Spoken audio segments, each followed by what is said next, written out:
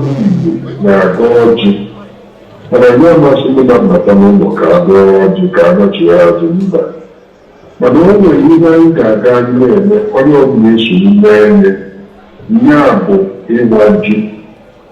ịwa ji ya na-ekwu jikọrọ Igbo niile a ga-ekwu na onwere na onwe na-akwado na a ga-eme Igbo Day n'arọ a.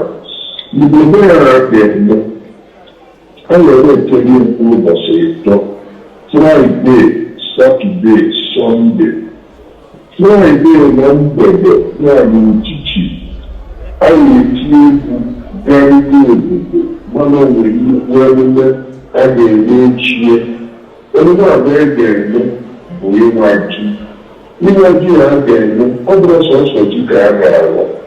Ihe niile ndị Igbo na-eme a ga-ewepụta mbọsị ahụ. Mmanwụ ya agba, ụmụ nwaanyị agba egwu. Ndị niile na-akọ ji nekọtara nke kanụ etinye onye ada.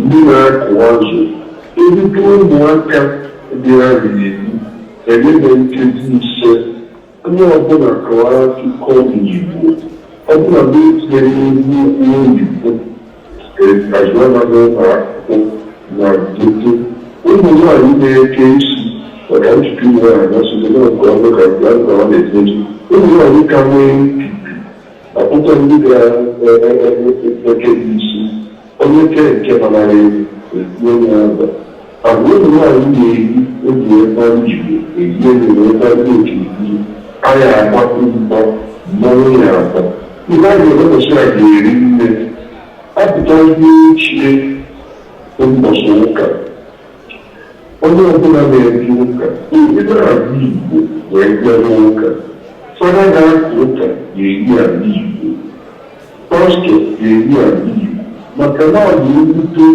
na ebe na Naịjirịa taa sọsọ ndị Igbo bụ ndị ka na-erisi Igbo ebe a gbara akwụkwọ ọ bụrụ ihe ihere ka ọ bụ unu n'anya ebe ọbụla onye arụsị maọbụ onye Yoruba maọbụ onye Nwọrụ maọbụ onye mkpagbu nke agba akwụkwọ abịa ndị bebe akama ncha na-eyi ewere ihe marụba anyị ma a ga-ebiye egosi anya na ha chọrọ ka omenala anyị mgbe mana anyị kpacha anya na-ebiye anyị jisi ike mmenye ụmụnne anyị n'obodo oyibo ọkachasị ndị nọ na Amerịka mana ndị ojii Amerịka nwere mmekọrịta ebumeke na ebe a echie n'echichi ime n'ala Igbo nyebe aka ebe ọbụla a ga-enyebe ebe enye na-apụta a ga-eji wee bata ime obere elu wee jebebebe ọ bụla na-esi otu a tụọ ọkpa n'anya abụna kabasi wee dị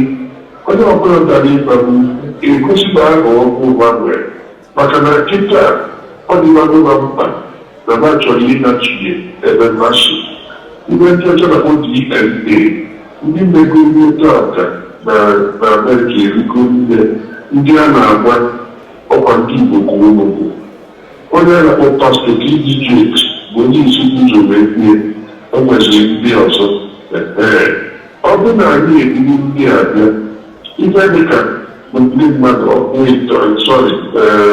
ịtọ eke ebe enwe steeti ise steeti ọbụla enwe mmadụ isii ahụ a ga-esi ikwu a ihe niile n'ime niile na-ewu na steeti ahụ a wee bịa chie n'echichi dee akwụkwọ onye Ebonyi ga-ede akwụkwọ degere onye Igbo ede n'anya na ụjọ ka ndị isi wee dị ihe niile ha ga na-ede bụ iwe ga-eji dị Igbo ọnụ anyị enwelie mmanụ na anyị ka nọ bụrụ mba a ga na-enye nsọpụrụ a na-ebute kod ọ bụrụ ezigbo ibe maka ihe ozugbo ndị anyị tata ihe ọbụla gara gị ya na-asụ ụzọ ọbụla nke ego maka na ụmụaka darasị isi ebe a unu nọ kịta si ka eti nke ego ọ dị ka isi ebe a na-echi ọzọ debe ebe a na-alụ ahụ naanị ya dịrọ mma ọ nwere mgbochi eji eri mmadụ ihe ala Igbo niile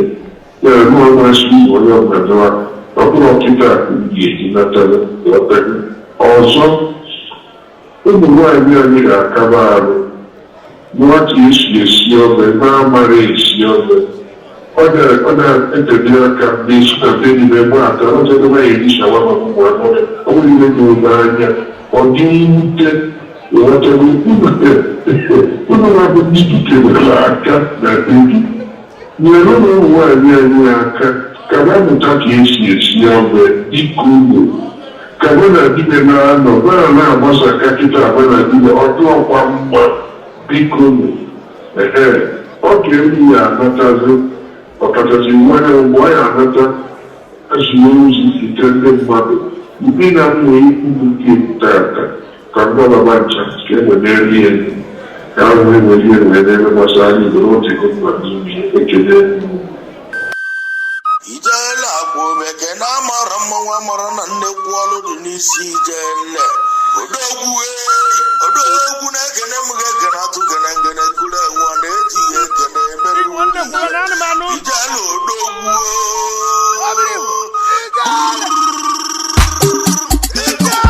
It's Gazi Craft Productions. Anya cheka matanda kwa shirikenu. Anya cheka matanda kwa shirikenu.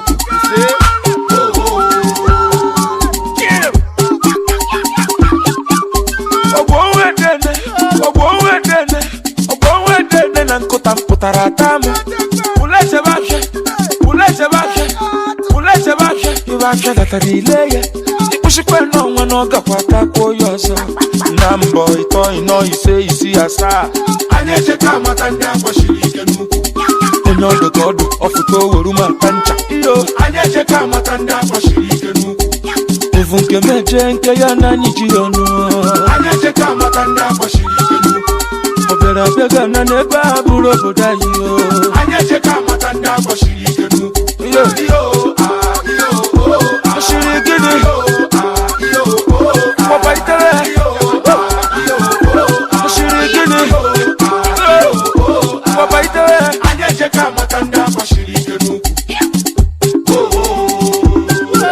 ngwa kobalo no mese maka kobalo no guys maka my guys bato bodo bodelo my guys bato bodo bodekwelo enwere m boys na-eli ego n'okego boys na-eke ego n'okego gaba sọ banana agba banana eji nkụ esi erofolo mesoro m kelee chinyo mbụzi ihe a na-achọ ịchọ asa m esi ofe achị ifu na eze nwaanyị dị ụkọ ọ bụ na ịdị akpọ afọ ego nwa biko kpọwa m n'ụbọ ana m nwa bụrụ ọkụkọ ike mana ọ mbụ ihe a na-akọ nakwe na nwata chinoyo chọlọ bụ waga kịtakọlọ lachakọlọ pepe sup m yanị na hụmụkọmaka ịdị bada dị m bada ojose gịnị ya na bada tabuta mụbago bụ nwa nkịta na maja ogwowedene na nkụta mpụtara atama. Ulese bashe, ibashe gatara ileye. Ipushikwe n'ọnwa n'ọgakwa takwo yoso. Na mbọ ịtọ ịnọ ise.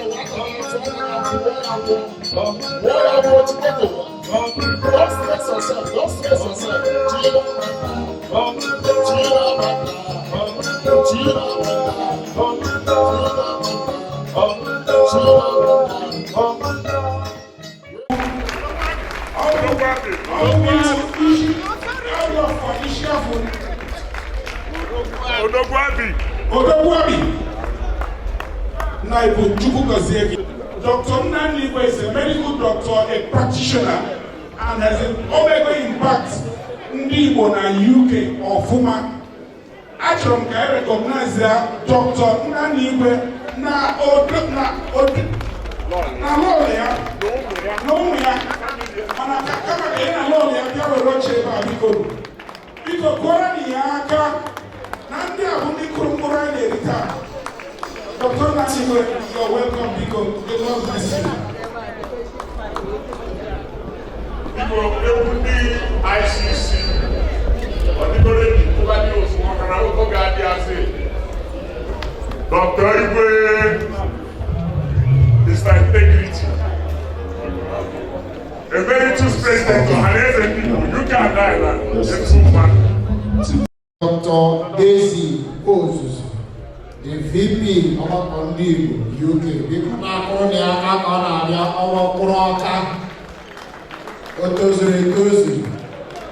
Dr. Daisy Ozus, because I'm Ohanaeze. And you want Eze ndị Igbo na Bristol, UK, and President General of Ohanaeze, UK. Biko ka anyị kwọrọ nye aka. Eze biko nye ka anyị mali. Biko kwọ n'aka o. Ngwa DJ kwenye anyị mgbochi. Ọjị a biko ebuchelu ndị nze na ọzọ ọjị.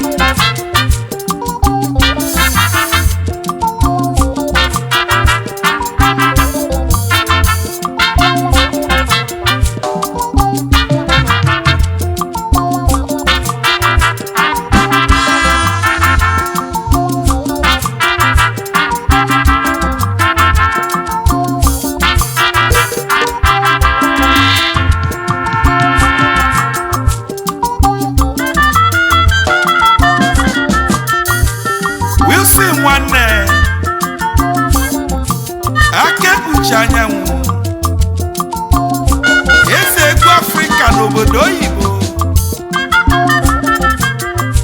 ka emezi ife dị n'ọjị maka na onye ọbịa bata na be onye Igbo ife omenala anyị kwuru bụ na anyị ebute ọjị chialụ ndị ọbịa maka na onwe kataro ka ị bịa na be onye Igbo ka ọ rapụ ịchọ ọjọọ ya enye gị iji wee gosi na ọ nabatala omenala ndị Igbo amaka ife anyị na-ekwukwa n'ụbọchị maka ọjị ndị be anyị ọjị abịago onye wetala ọjị wetala ndụ o wetala ịfụnanya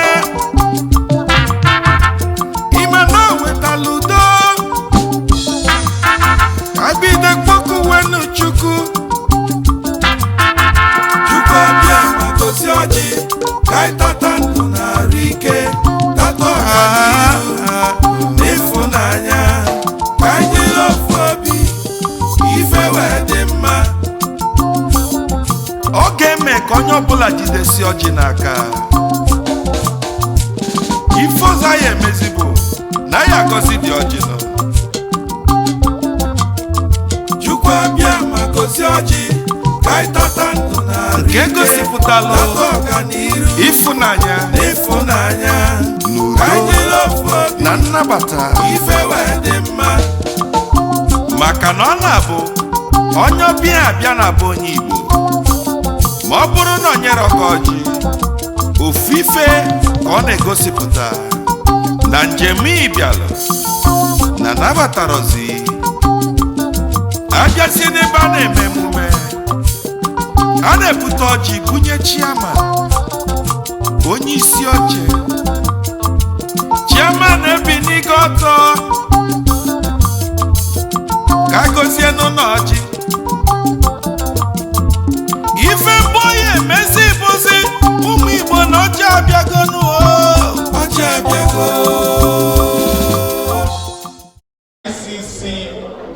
Coventry, Igbo Community Coventry, will be a presenter her welcome message. Kebe Lolo Ngozi Ihemaduno. Awesome. Before she starts, I want to say something about this young lady.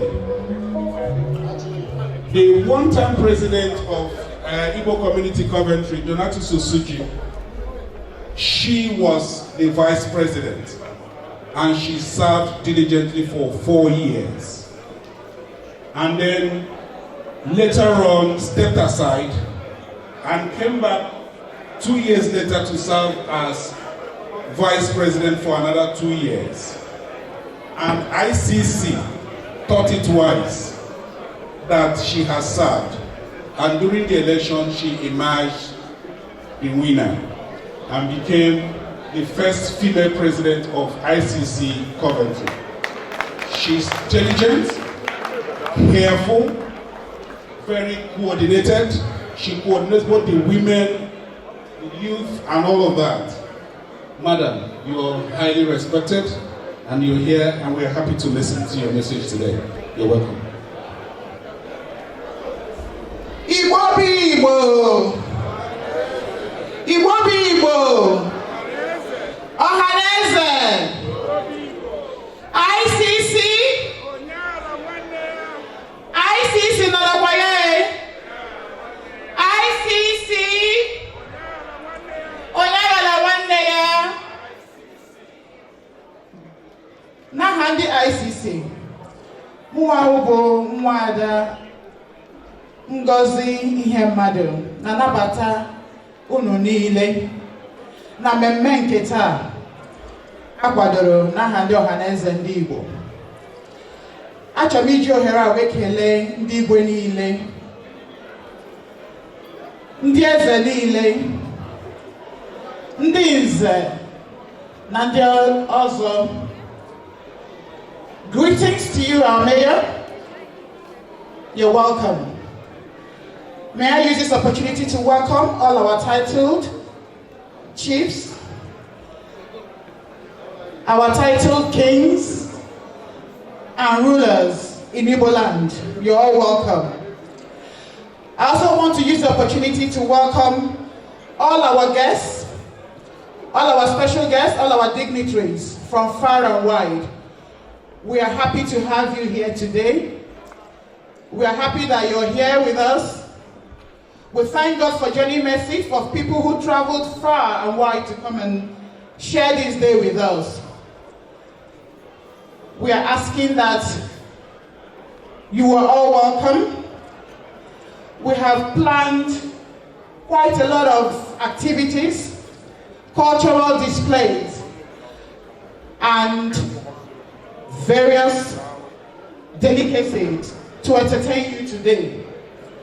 And we're asking you to please relax and enjoy the time. Once again, I welcome you all, and I hope you have a lovely time. Thank you. Is opening remark by the chairman of the occasion, Sir Anterus Eze. Sir. Ojimoto Emogo. Yes, sir. The able chair of this program. He is here to display, but for now, let's hear his speech. Sir. Igbo kwenu. Yeah. Igbo kwenu. Una nokwa ndi Igbo. Una nokwa. I am humbled and grateful to chair this 2023 Igbo Nation Day in UK and Ireland. I am grateful for the fact that anybody that knows Igbo culture, my apologies because I'm not Igbo, Maka, our friends, those who have come to stay with us. I am grateful because anybody that knows Igbo Nation know that we have high achievers in all sectors of life. So if I'm anyone that is called to give any service, is an opportunity because we have got it all in all sectors of life. We are also known to encourage the young people to learn.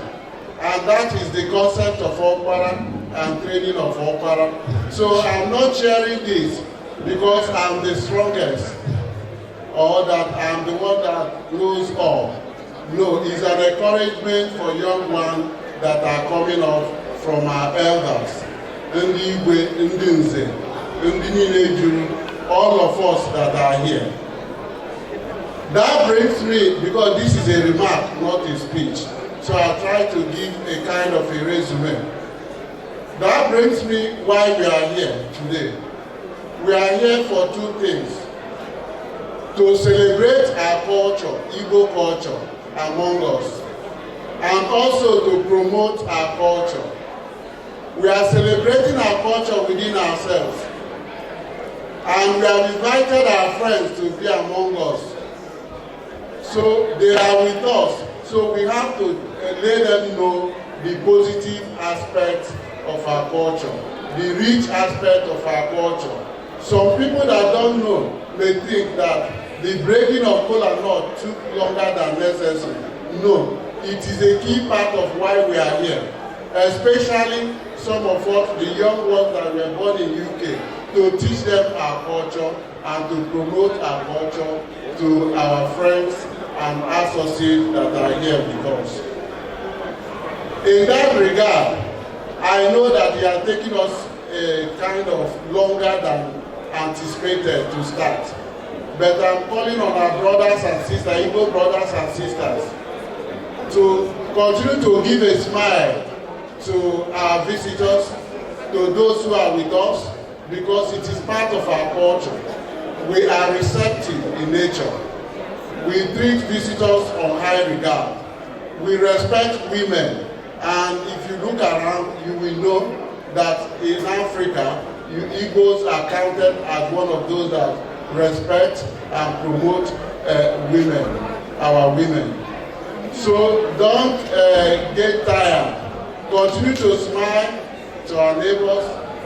Coming to the phases of what we have today, apart from the breaking of culture, we are privileged to witness the coming of Ijele. Ijele is the highest masquerade in Igbo land. It doesn't come out for nothing. It is part of our culture. And I'm also encouraging us to be patient. I know some of you came on time based on the 2 p.m. that we gave you as starting time. But we are asking you to continue to be patient. We will reach you. We will make sure that you get whatever that you deserve, and we treat you with all kindness. Depicting our part of communal life as Igbo people. For us, for our brothers and sisters, let us share with joy, even if it is this kola nut alone. We are known to share with joy, share and smile among others. And I wish all of us the best celebration and promotion of our culture. Thank you so much.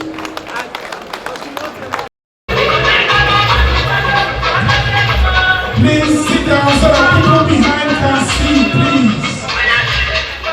Please sit down so that people behind can see. God bless you.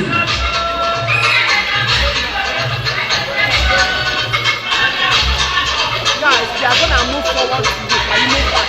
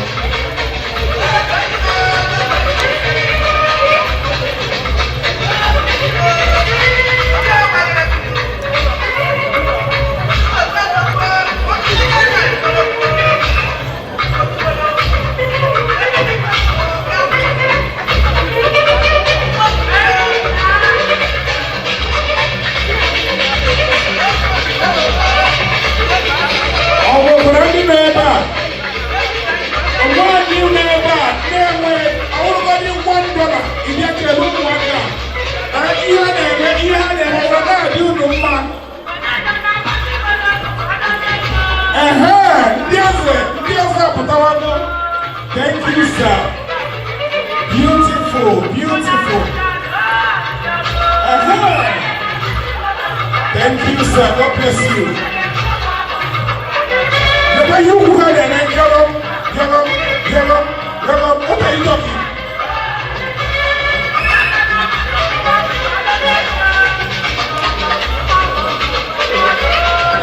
Please, Ohanaeze,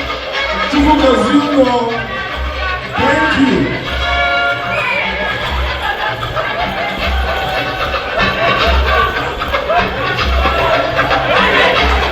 Be blessed, my friends. Put your hands together.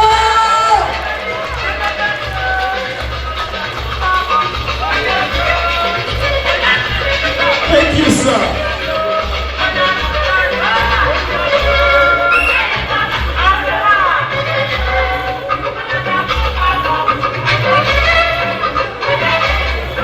Hi, please, Ohanaeze, Chukwu ga-agọzi unu.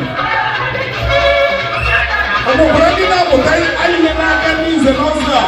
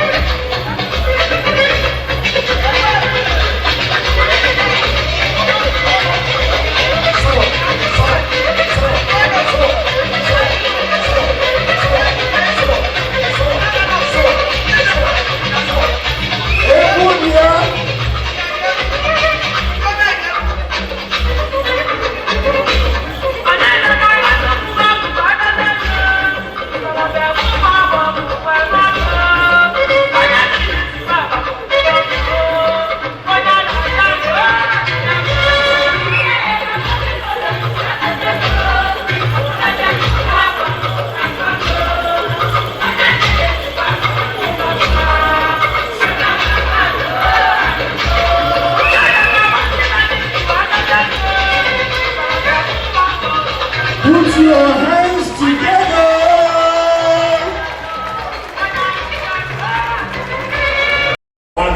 Ohanaeze, bikonu, anyị chọrọ ịnabata ada anyị nwanyị. Anyị bụ ndị Enugu ziri ozi ka o jeere anyị ozi fọ ndị Igbo. Mgbe o ruru ndị Enugu steeti president for Ohanaeze ndị Igbo UK and Ireland. I put the Enugu leaders consult or mayor election. I will hear Yendi Igbo. No Ohanaeze sine Konya Rofuta. Why you go Mama you be fair? On a general Yosia ne Jewianti. Adani Buzo. Ladies and gentlemen, please welcome Chief Lady Akwin Ibeto. Ada Buzo Igbo.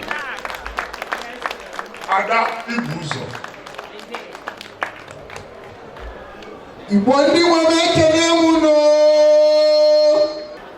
abụna nwere ụjọ bili ịma na ma emere unu niile appreciate maka na asị onye nna ya ziri ori ọ bụrụ ọzọ ukwu ka o ji agbaka ụzọ na ọ na-eji axe buwa ụzọ ọ bụ na nne ya n'aka nne m na-afụ ndị igwe si na ngwuru ndị amụnye emu wee pụta maka na a na-esi n'ụlọ amalụ mma wee pụba main road n'anya n'aka ekpe m mfu ndị uwe ọcha nze na ọzọ ọkwa ndị chiri nze na ọzọ ọkwa maka ndị na-echiri echi n'anya na crowd mfu ndị nne m ndị nna m ndị ụmụnne m na nwanyị ndị mọmị ndị dadi youth bụ future of tomorrow. Ọ bụrụ na ma agbakara ụzọ a ịma na unu ga-ajụ m ajụjụ ọ bụ ihe ezi mụ ka m na-eme. Onye unu na-anụ onye ya bụ nwaada unu chi unu niile eme ọnụ unu jikwazị eme ọnụ bụ onye unu na-ezi ozi na makara nwa ngwuru ichi ofu ọbụla n'ebe a nwere onye nwere ikikere ichikwu kama na anyị na-eje n'ụlọ ozi maka na unu enwere efe unu dị very busy unu na-anya Baịbụl Chukwu nọzi onye ka ga-ezi ozi a ozie ya nwa ya nwaanyị unu na-anụ onye ya bụ ada ọbụna a na-asị na a na-agụ number 1 citizen o n'olulu m don onye mụrụ m adịgokwa late mana abụ m the first daughter ma ọ bụ na ekwuo n'Enugu steeti maka na onye mụrụ m bụ His Royal Majesty Igwe Okoboonyeaja the third of Obinagud o chiri igwe nọgide n'igwe wee ganye na-eji ilu 50 years n'igwe ship ọ bụrụkwa 50 years n'onye na-eku ume ihe ejekwuru ya bụ na tradition majem arụ amụnyere m na tradition ntọọ na tradition wee na-eso mkpọrọ ukwu tradition mebe njifu onwe m ebe m nọ tata ọ bụrụ na m enweke ego enwere m ego ka unu ọ bụrụ na m etokarịka ụfọdụ n'ime unu kacha m ogo asị na ọ na ọcha na unu kabeghị ọcha abịala mma unu makarịcha kama na emanyelụ mụ na-eje ya bụ ozi na-ejere Igbo ozi na United Kingdom for the past 15 years ka na-alụkwa ka bụrụ Ohanaeze ọ bụrụ ọkwa na ndị ọzọ ma nke ị na-alaikịrị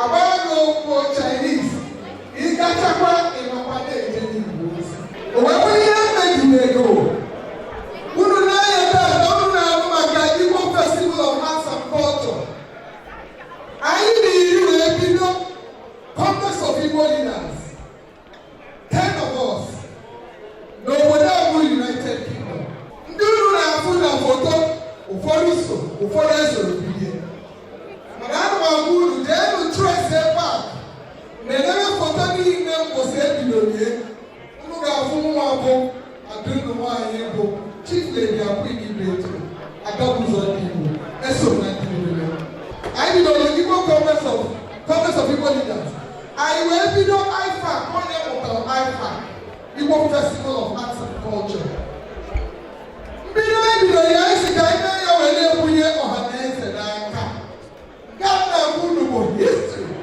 of Igbo Festival of Arts and Culture mana unu maka ndị be anyị si dele alikata alika mana tata ewu Igbo Festival of Arts and Culture ka kwurụsiri ike ndị na-enye na awa mana mmụọ bụ onye a bụ face of it for 80 years non-stop megide ọ wee banye na Ohanaeze ndị Igbo nke nugoro ọrụ ngwunye n'isi ma na-agba 14 ihe niile m na-ekwulu unu taa bụ ka o mee unu n'anya na ọ dị mma na ndị Igbo pụtanụ n'igwe bụrụ ofu were arụ ọrụ wee bụrụ ofu wee kụziri ụmụ anyị bụ ndị amụ n'obodo oyibo ka anyị esi na-anọ ka esi wee mụọ anyị ihe eji mara anyị ntụli anyị eji mara Igbo ya mere na nke ka anyị bịa na Coventry na anyị si ọ ga-adị na mmụọ ga-adị na mmadụ na ijele ga-agba for the first time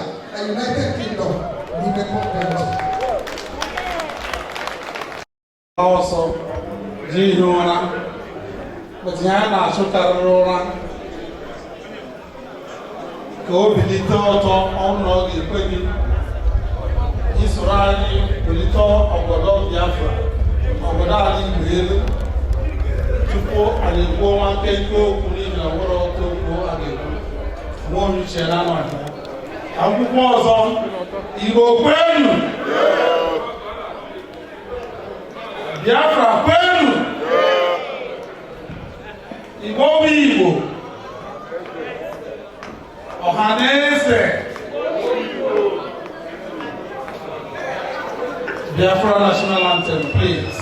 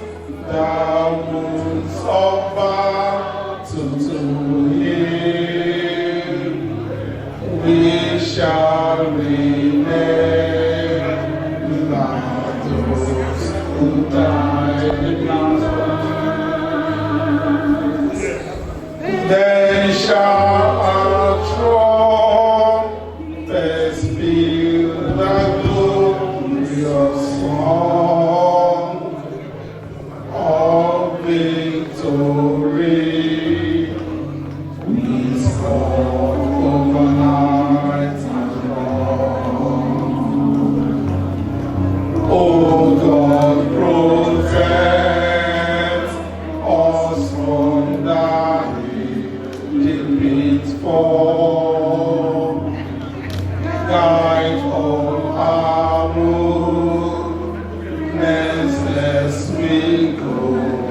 strength. Give us the strength to heed the human call, to give and love, to count the cost each day. Bless those who row to serve with grace, to make this land a patch of righteousness. All hail Biafra! all hail Biafra! all hail Biafra!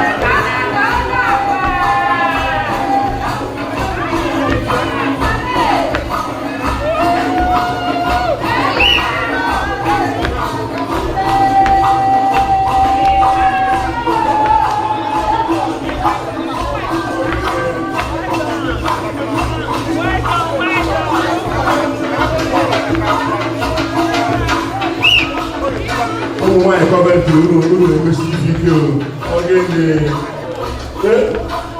oh yeah.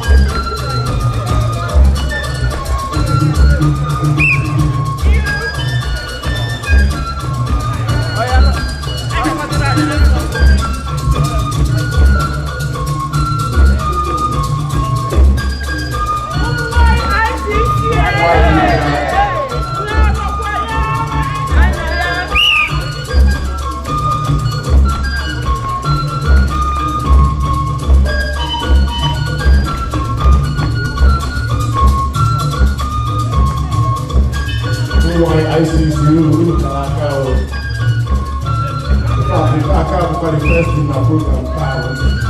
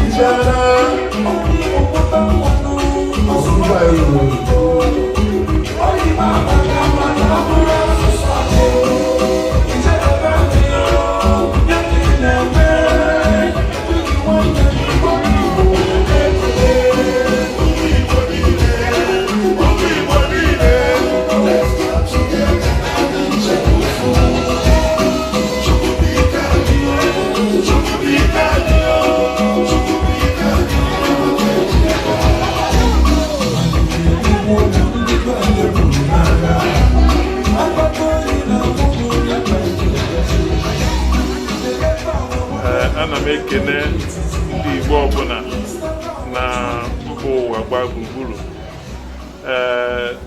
Aha m bụ Dr. Nnanna Igwe. Ọmụnwa bụ onye chịburu Ohanaeze ndị Igbo na UK Northern Ireland ruo na arọ 2021 wee were ọchịchị nyefee onye isi oche kịta bụ Chief Lady Queen Ibeto. So ana m ekene unu ka nri nne. Chief, biko ọwụ gịnị ka anyị na-eme na Coventry n'ụbọchị taa, maka na ndị Ohanaeze sara gbakọ na Coventry, nwere ike kọwara anyị ihe anyị ga-ebi ya Coventry? Daalụ rinne Pope na ndị ihe onyonyo gị. Ihe anyị na-eme tata bụ nnukwu ụbọchị. Ụbọchị akara aka, si na agha akara aka adịrị ngwụrọ. Taa bụ ụbọchị ndị Ohanaeze UK and Ireland wepụtara pụrụ iche ka anyị na-echeta maka ndị Igbo. Akpọrọ ya Ohanaeze Igbo Day. Anyị bidoro ya oge mụnwa na-achị, ka anyị bidoro ya mebi ya ka anyị na-enwe Ohanaeze Igbo Day n'obodo mba UK na Northern Ireland. So taa ka anyị bute ya obodo Coventry, maka na ndị Igbo bi na Coventry bụ ndị Igbo ji wee biri na mba UK. Afọ eji mara ha bụ Igbo Community Coventry ICC. Ha na-akwadosi Ohanaeze UK ọfụma, bụrụ ndị kwụchimchim. Ọnya maka anyị ji wee sị jikọta ọnụ na taa na anyị ga-ebute nnukwu mmemme a bụrụ mba Coventry, ka anyị na ha nọrịa, ka ndị Igbo na mba ụwa niile wee marụ na anyị na ya. Ọnya maka anyị ji na-agbakọ ebe a.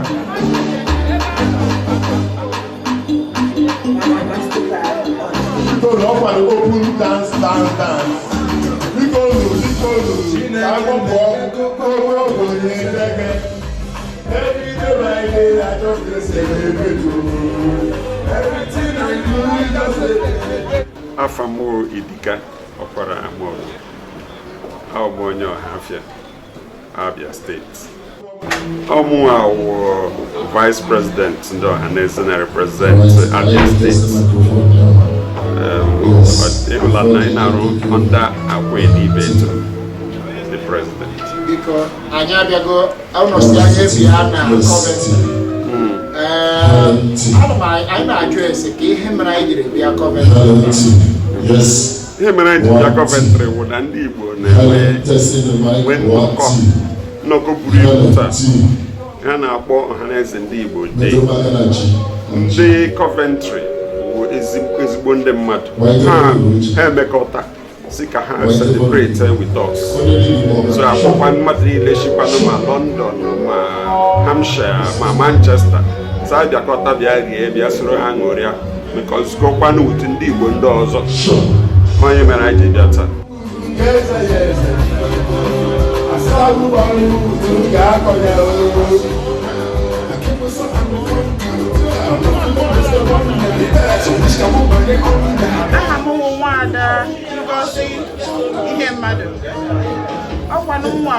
President in the Igbo community in Coventry. Behind them in Coventry town, Ohanaeze and the Igbo Day. I want the Coventry, the host in the Ohanaeze. Now, it's the day Umuna Ibeputerani. I will make a call.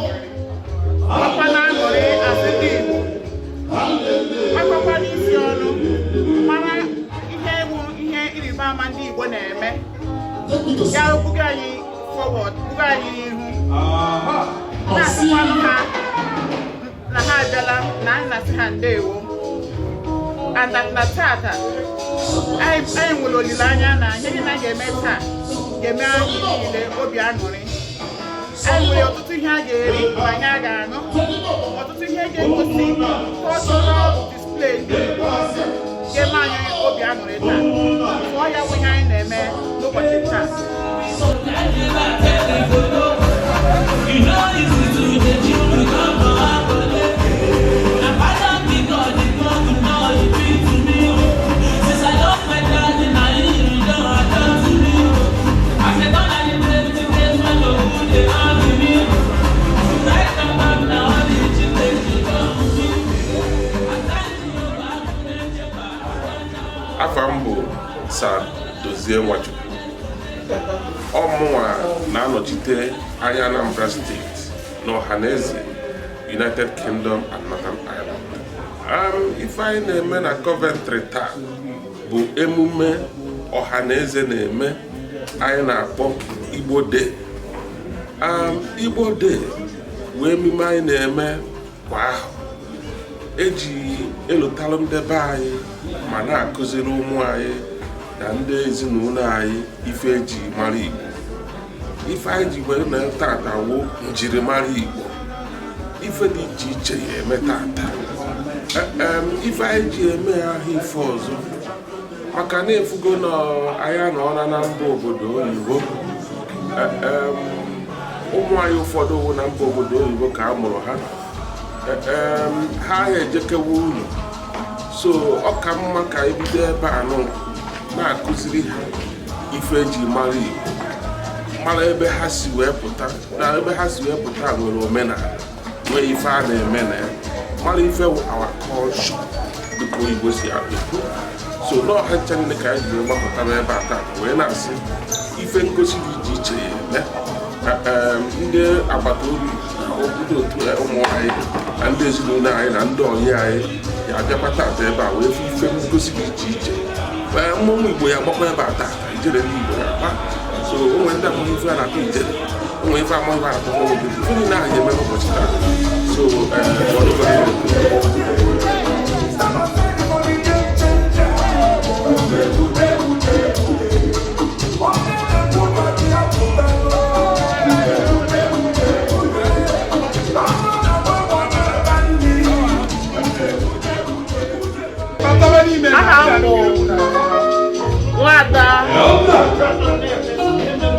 Blessing, Asa Global. Asa Dewo. Asa anyị hụrụ na ị nọ na ọnọdụ njikere Ohanaeze. Ọ gịnị ka ị na-arụ ndị Ohanaeze? Mụnwa bụ media consultant ndị Ohanaeze. Ya bụrụkwa Ada Igbo ji abụ m onye na-elekọta ka hara bụ ihe niile gbasara midia ndị Ohanaeze. Ọ mụnwa na-elekọta ya anya. Daalụ nwanne m. Nsogbu adịrọ. Anyị kwadoro akwado, anyị zuru ezu. Anyị dị n'ụdị anyị. Igbo nwere mmadụ, Igbo nwekwara n'omume n'ala, Igbo nwere ejiji dịka m ji ugbu a. Nke a bụ iji gosi na anyị bụ ndị Igbo gbachiri ụwa anyị nke ọma.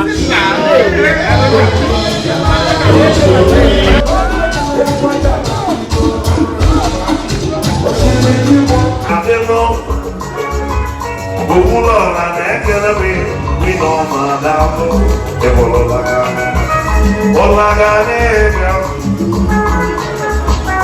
ụlaga n'olibịa ọgba mmọnwụ n'oji dịka ọgbakọ sọpụ ọ na-abazịa chekụ onye ọma zoro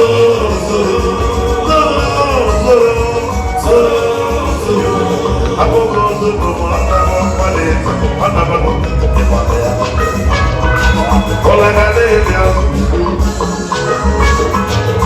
Ohanaeze ọma mmụta n'otu dịka ọgbakọ sọpụ ọ na-abazịa onye ọma zoro ọma mmanwụ azụrụ maka ịzalị ọ dịbụgo ọnọdụ ya n'okwu na-azụ ụma Ohanaeze azụ asị m Ohanaeze azụ ọma mmanwụ n'otu dịka ọgbakọ sọpụ ọ na-abazịa